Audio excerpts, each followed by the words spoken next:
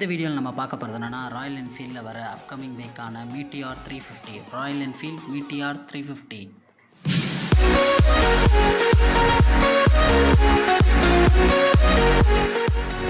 இந்த மீட்டியார் 350 வந்து பார்த்திங்கன்னா ஃபீல்டில் பெரிய சக்ஸஸ் கொடுக்குன்னு நம்புகிறோம்.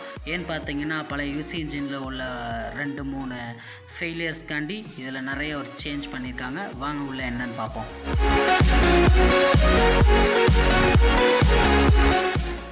இந்த மீட்டியாரில் பார்த்தீங்கன்னா 350cc இன்ஜின் வித் ஃபியூல் இன்ஜெக்டரோட தான் வருது. BS6 மாடலில் வரும்னு நினைக்கிறேன். அப்புறம் வந்து பார்த்திங்கன்னா இதில் dual channel ABS braking system கொடுத்துருக்காங்க. 2 வீல்லையுமே ABS சென்சாரோட தான் வருது. அடுத்து பார்த்திங்கன்னா இந்த இதில் வர தண்டர்பேர்டுன்ற மாடல் வருது பார்த்திங்களா, அந்த தண்டர்பேர்டு மாடலுக்கு வந்து ஃபயர் பால்னு சொல்கிறாங்க. Meteor 350 fire ball. இது வந்து பார்த்திங்கன்னா தண்டர்பேர்டோட காப்பி மாதிரியே இருக்குது. இதுக்கு வந்து பார்த்திங்கன்னா இன்னும் அஃபிஷியலாக எதுவும் நியூஸ் வரல. அடுத்து வந்து பார்த்திங்கன்னா இந்த வண்டியில் வர ஹெட்லாம்ப். இந்த ஹெட்லாம்பில் பார்த்திங்கன்னு வச்சுக்கோங்க, ஏஞ்சல் ரிங் இருக்கு இல்லையா, இந்த ஏஞ்சல் ரிங் வந்து டிஃபால்ட்டாகவே இருக்குது. வித் ஒயிட் லேம்போட கொடுக்குறாங்கன்னு நினைக்கிறோம். ஏன்னா அப்படி தான் இந்த ஹெட்லாம்பில் இருக்குது. ஒயிட் லேம்பில் வர LED மாதிரி தான் தெரியுது.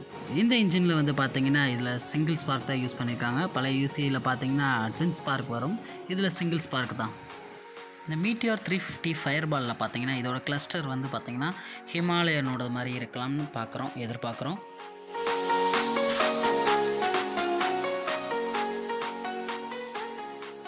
அடுத்து பார்த்தோம்னா இதோட அலாய்ஸ். இந்த அலாய்ஸ் வந்து பார்த்தோம்னா தண்டர்பேர்ட் X350ல் வர சேம் அலாய் மாதிரி தான் தெரியுது. சேம் அலாய் தான் இதில் யூஸ் பண்ணியிருக்காங்க.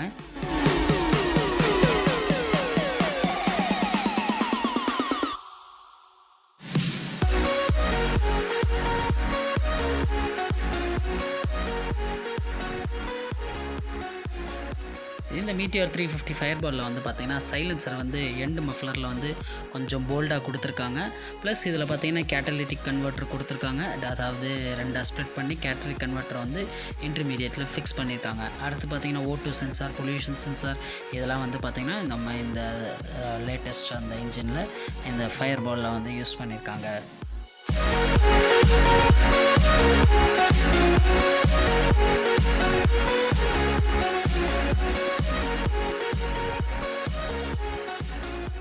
அடுத்து பார்த்திங்கன்னா இந்த ஹேண்டில் பேர் அந்த ஃப்ரண்ட் ஃபோர்க் சிஸ்டம் பார்த்திங்கன்னா சேம் தண்டர்பேர்ட் X350ஓடது மாதிரி தான் தெரியுது.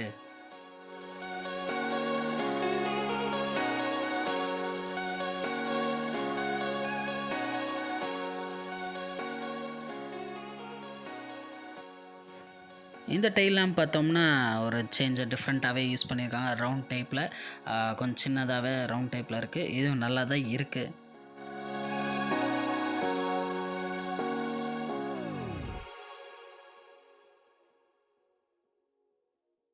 இந்த ஹேண்டில் பாரில் வர சுவிட்ச் வந்து கொஞ்சம் சேஞ்ச் பண்ணியிருக்காங்க. கொஞ்சம் டிஃப்ரெண்ட்டாகவே இருக்குதுன்னு சொல்லலாம். அதாவது நம்ம செல்ஃபுக்கு போடுற சுவிட்சும் செல்ஃப் சுவிட்சும் அதாவது கில் சுவிட்சும் ஒன்றா இருக்கிறத இதில் பார்க்குறோம். ப்ளஸ் வந்து டிம் அண்ட் பிரைட்டுக்கு வந்து சேம் ரவுண்ட் டைப் மாதிரி கொடுத்துருக்காங்க. இதை பற்றி நான் அஃபிஷியலாக இன்னும் தெரியலை, ஆனாலும் நம்ம ஷேர் பண்ணிக்கிறோம்.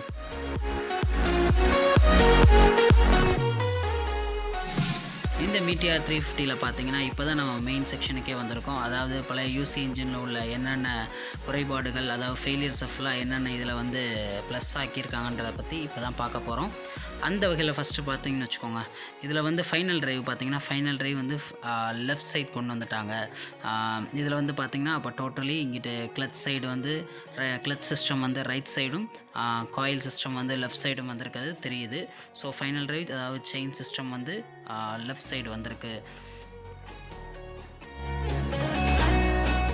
பழைய யூசி இன்ஜினில் பார்த்திங்கன்னா முக்கியமான நமக்கெல்லாம் தெரிஞ்ச ஒரு பெரிய ஃபெயிலியர் சிஸ்டம் பார்த்தோம்னா ஹைட்ராலிக் டேப்பட். அந்த ஹைட்ராலிக் டேப்பட்டுன்றது எவ்வளோ தான் பண்ணாலும் அந்த குறையை தீர்க்க முடியாததாக இருந்துச்சு அந்த யூசி இன்ஜினில். பட் இந்த இதில் பார்த்திங்கன்னா டோட்டலி சேஞ்ச் பண்ணிட்டாங்க. இதில் என்ன சிஸ்டம்னு பார்த்திங்கன்னா டைமிங் செயின் சிஸ்டமாக கொண்டு வந்துட்டாங்க. இந்த டைமிங் செயின் சிஸ்டம் பார்த்திங்கன்னா இது வந்து ஓவர் ஹெட் கேம் அப்படின்னு சொல்லலாம். அதாவது கேம் சிஸ்டத்தை வந்து அதாவது ஹெட்டுக்கு மேலே கொண்டு வரதை இதை அப்படி சொல்லலாம். சரின்னு கேட்டிங்களா, ஹைட்ராலிக் டேபட் பதிலாக இதில் டைமிங் செயின் வச்சுருவாங்க. அந்த டைமிங்க்கு ஏற்றாப்புல ஹெட்டில் கேம் இருக்கும். ஸோ அதுக்கேற்றாப்புல டைமிங்க்கு ரொட்டேஷன் ஆகிக்கிறோம்.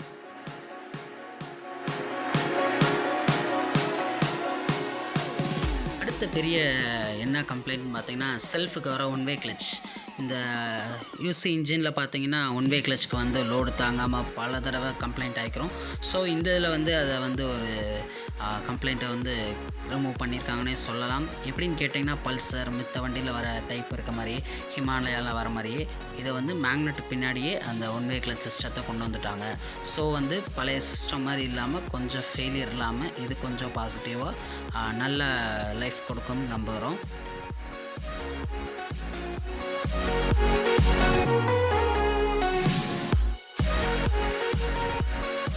ஃபைனலாக இந்த ராயல் என்ஃபீல்டு மீட்டியாரில் வந்து பார்த்திங்கன்னா கிக்கரை வந்து ரிமூவ் பண்ணிட்டாங்க.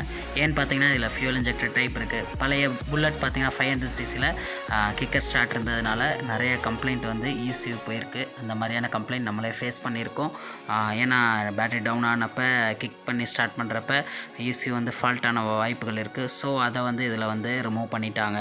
ஸோ பேட்டரி டவுன் ஆனிச்சுன்னா இந்த வண்டியில் கிக் பண்ணியோ ஸ்டார்ட் பண்ண முடியாது.